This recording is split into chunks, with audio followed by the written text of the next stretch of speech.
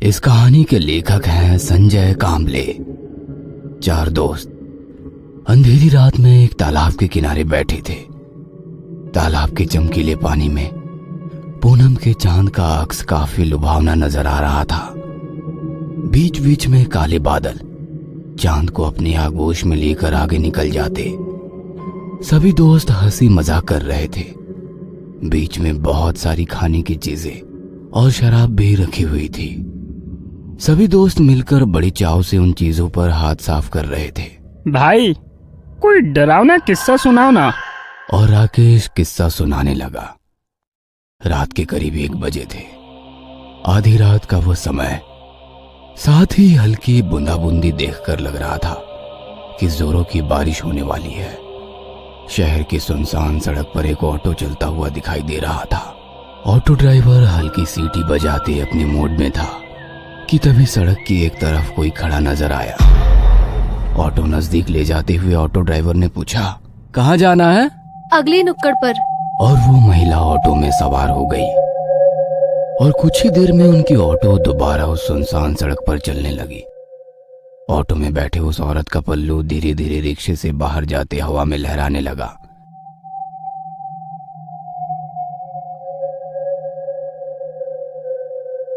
Madam जी, आप कहीं job करती हैं क्या?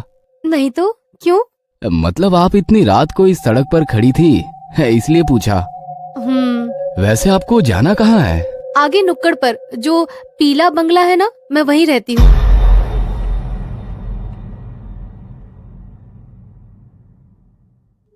क्यों मजाक कर रही हो मैडम जी?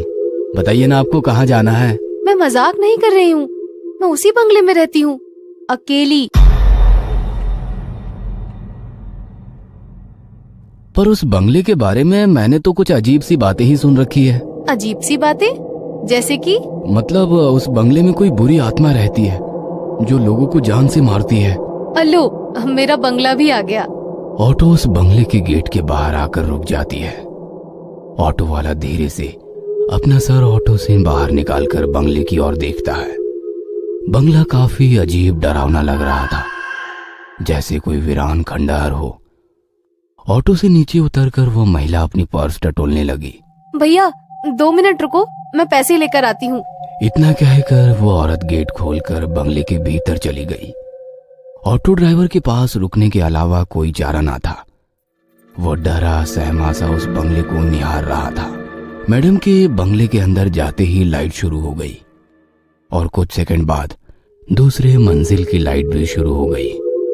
उस औरत ने खिड़की का पर्दा सरकाया और ऑटो वाले से कहा, भैया 500 का छुट्टा है ना? उसकी आवाज सुनकर ऑटो ड्राइवर ने कहा, जी हाँ मैडम जी, छुट्टा है मेरे पास। इतना कहकर ऑटो ड्राइवर अपने पॉकेट में से छुट्टे पैसे निकालकर गिनने लगा कि तभी उस औरत का हाथ उसके सामने आ गया, जिसमें 500 रुपए थे। हाथ पूरी तरह से सफेद पड़ चुका था।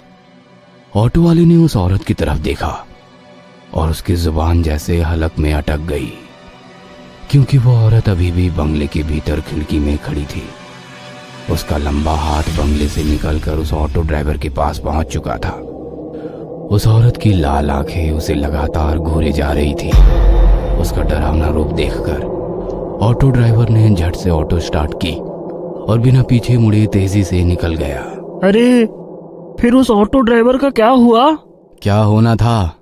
ऐसा खौफनाक दृश्य देखकर अगले 8 दिन तक बुखार से घर के बिस्तर पर पड़ा रहा। ये घटना बचपन से सुनता आया हूँ, कोई नया किस्सा सुनाओ यार। यार फिर भी ये काफी डरावनी घटना थी, विजू ने कहा। और कोई डरावना किस्सा बताओ ना। इस अंधेरी रात में डरावने किस्से सुनने में बड़ा मजा आता है। ठीक है तो सुनो। एक लड़की रोज सुबह जल्दी उठकर गांव के इकलौते कुएं में पानी भरने के लिए जाती थी। सूरज निकलने के बाद भीड़ होने के कारण वो सूरज निकलने से पहले ही कुएं में पानी भरने के लिए पहुंच जाती। उस दिन भी वो सवेरे सवेरे कुएं पर पानी भरने के लिए पहुंची। अभी भी काफी रात थी। कुआं गांव से थोड़ा दूर होने के कारण एक कच्ची सड़क से जाना पड़ता था। लड़की कुएं के पास पहुंची और बाल्टी कुएं में गिरा दी। कुएं से एक बाल्टी पानी निकालकर वो अपने बर्तन धोने लगी। रात के सन्नाटे में उसकी चूड़ियों की खनक साफ साफ सुनाई दे रही थी। पूनम का चांद अभी पश्चिम दिशा की ओर झुक रहा था। आसमान भी साफ होने के कारण काफी अच्छी रोशनी बिखरी हुई थी। वह लड़की अपने काम में मशगूल थी। बर्तन धोते वक्त एक चूड़ी टूट गई और उसके हाथ में जा घुसी, पर उस लड़की ने हाथ से बहते हुए खून पर ध्यान नहीं दिया। उसने बाल्टी दोबारा से कुएं में डाली और धीरे धीरे ऊपर खींचने लगी। तभी उस सुनसान गहरे सन्नाटे से उसे एक अजीब सी आवाज सुनाई दी। काफी स्वादिष्ट है। उस पल की आवाज ने उस लड़की का ध्यान अपनी तरफ आकर्षित कर लिया। वो कुछ सेकंड वैसे ही चुपचाप खड़ी रही। आवाज की दिशा समझ में नहीं आ रही थी, पर आवाज बिल्कुल साफ साफ सुनाई दे रही थी और दोबारा वही आवाज उसके कानों में गूंज उठी। काफी स्वादिष्ट है। वो चारों तरफ अपनी नजरें घुमाते हुए बाल्टी को ऊपर की ओर खींचने लगी। बाल्टी ऊपर आ गई। उसने बाल्टी उठाई, पर बाल्टी के अंदर का पानी काफी गंदा नजर आ रहा था। उसने धीरे से बाल्टी के पानी में हाथ डाला।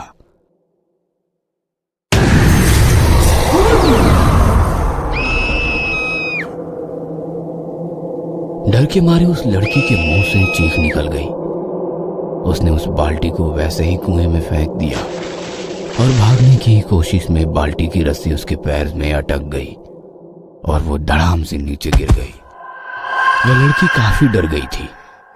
डर के मारे वो पैरों में लिपटी हुई रस्सी खोलने की कोशिश करने लगी कि तभी उस गहरे में वैसे ही दोबारा किसी की आवाज आने लगी।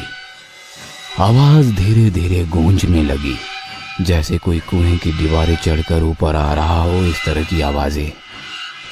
जमीन पर गिरी लड़की कुएं की ओर देखकर उस रस्सी को पैर से छुड़ाने की कोशिश कर रही थी, पर लग रहा था कि वो रस्सी धीरे धीरे पैरों को कस के जकड़ रही हो।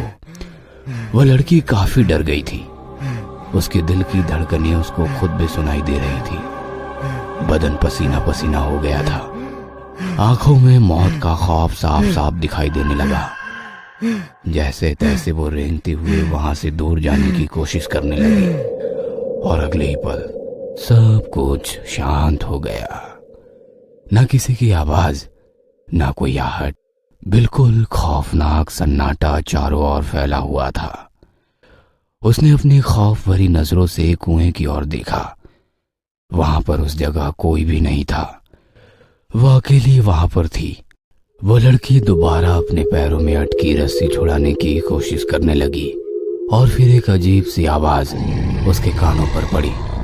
धीरे से अपनी नजरें उठाकर उसने कुएं की ओर देखा और सन्न रह गई। कुएं के अंदर की दीवार से एक खौफनाक चेहरा उसे झांक रहा था। उसकी आंखें फटी की फटी रह गई। वह कुछ समझ पाती इससे पहले ही किसी ने उसके पैर में बंधी हुई रस्सी को कुएं के अंदर खींच लिया और वो लड़की कुएं के उस गहरे पानी के अंदर समा गई। यार, ये तो काफी डरावनी घटना थी। फिर उस लड़की का क्या हुआ? और क्या होता, 3 दिन बाद उसकी लाश कुएं के पानी के ऊपर तैरती नजर आई। यार चलो एक और किस्सा सुनाओ, मजा आ रहा है। अरे पागल, बहुत रात हो गई है, अभी यहाँ से जाना होगा, वरना हमारा किस्सा लोग सुनाएंगे। वैसे भी ये काफी डरावनी जगह है और इस जगह के बारे में भी बहुत सारे किस्से मशहूर है। हाँ पता है, इस तालाब के भीतर एक आत्मा है। जो लोग पानी में तैरने के लिए आते हैं उन्हें पानी के अंदर खींच लेती है। अबे बकवास बंद करो, ये सब मनगढ़ंत कहानियां हैं। मैं कई बार यहाँ तैरने के लिए आया हूँ, मुझे तो कभी ऐसा महसूस नहीं हुआ। ऐसा कहकर वो उठकर खड़ा हो गया और पानी से भरे तालाब की ओर देखकर चिल्लाने लगा। ए पानी वाले भूत, चल निकल बाहर, मैं तुझसे नहीं डरता। देखा, कोई भूत भूत नहीं है, खाली वहम है यार। इतना कहकर वो पीछे मुड़ा और वहीं बेहोश हो गया। अगले दिन अस्पताल के बेड पर वो बेहोशी की हालत में पड़ा था। उसके पास माँ और पिताजी गुमसुम से बैठे थे कि तभी उसे होश आ गया। पास खड़े डॉक्टर ने पूछा, अब कैसी है तबीयत? ठीक हूँ डॉक्टर साहब। वैसे हुआ क्या था? चारों की काफी गहरी दोस्ती थी। महीने में एक बार वे खाना पकाकर मस्ती करने उस तालाब के पास जाते थे। 2 महीने पहले भी वह तालाब के पास पहुंचे। हमारा राकेश उस दिन थोड़ी देर से पहुंचा, पर वहां पहुंचने के बाद देखा तो तालाब के पास उसके दोस्तों का सारा खाने का सामान बिखरा पड़ा था। उसने सबको फोन किया, पर किसी का भी फोन